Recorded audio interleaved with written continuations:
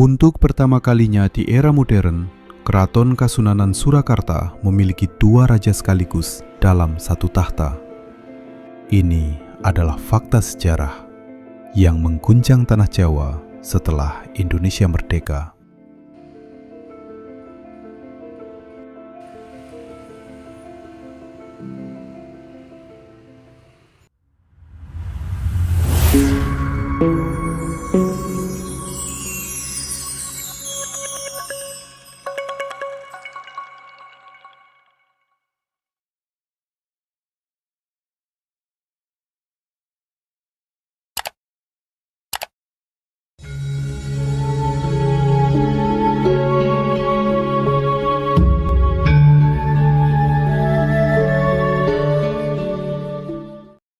Juni 2004.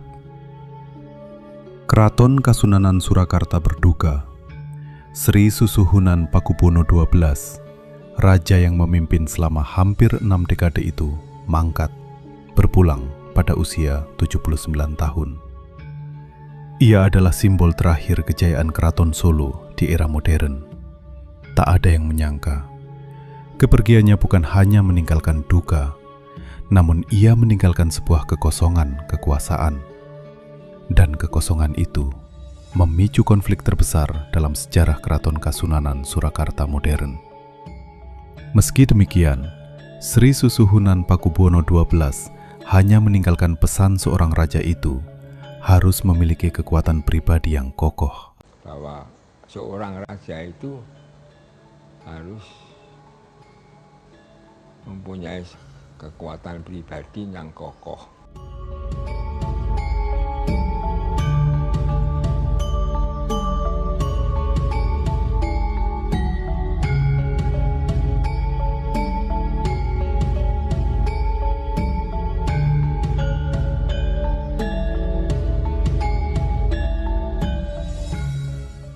Setelah Pakubuwono XII wafat, dua putranya muncul sebagai kandidat terkuat. KGPH Hangapehi, putra yang lebih tua, dan adiknya KGPH Tejowulan.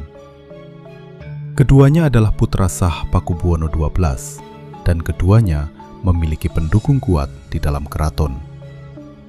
Menurut penuturan sejumlah kerabat keraton dan abdi dalam, dukungan keluarga terpecah.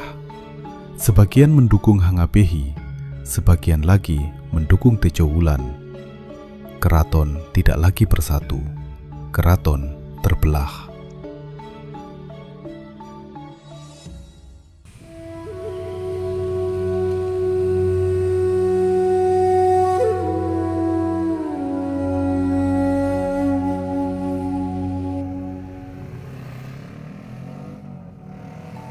Tanggal 31 Agustus 2004, KGPH Hangapehi dinobatkan sebagai raja.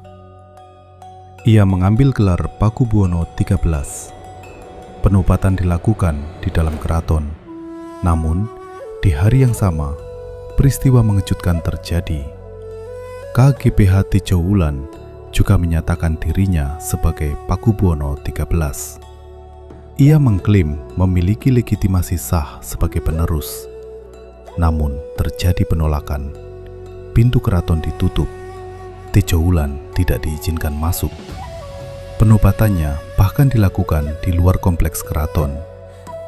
Untuk pertama kalinya dalam sejarah modern, ada dua raja yang mengklaim tahta yang sama.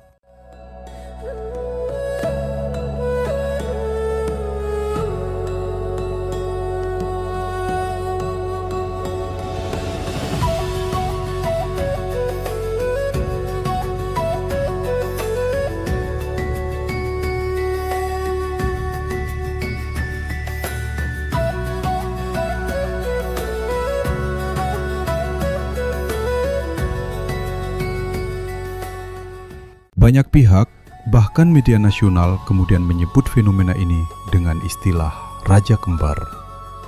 Dua orang dengan gelar yang sama.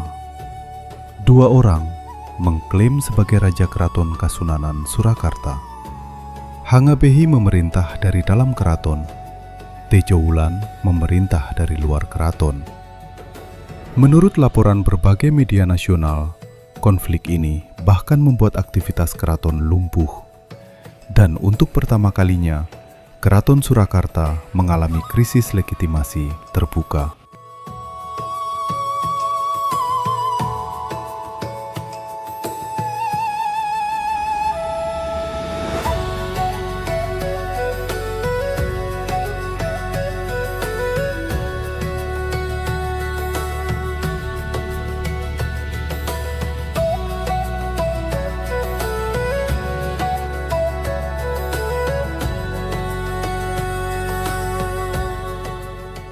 Dalam tradisi keraton Jawa, kekuasaan bukan hanya soal gelar, tetapi juga soal simbol, pusaka.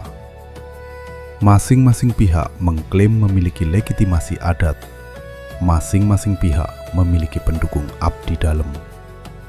Keraton tidak lagi memiliki satu pusat kekuasaan, tetapi dua.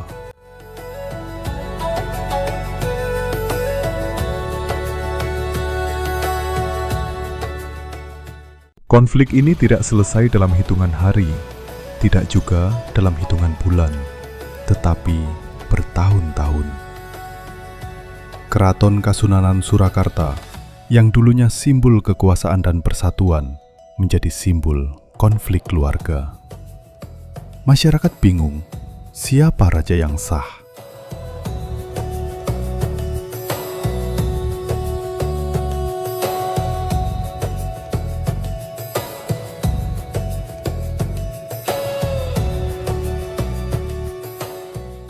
Setelah konflik panjang selama hampir 8 tahun, rekonsiliasi akhirnya terjadi pada tahun 2012. Kanjeng Gusti Pangeran Haryo Hangabehi tetap menjadi Pakubuwono XIII, sementara Kanjeng Gusti Pangeran Haryo Tejowulan menerima posisi sebagai Maha Menteri Keraton.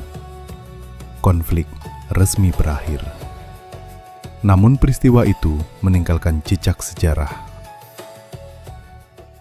Keraton Surakarta telah berdiri selama ratusan tahun, telah melewati perang, telah melewati penjajahan.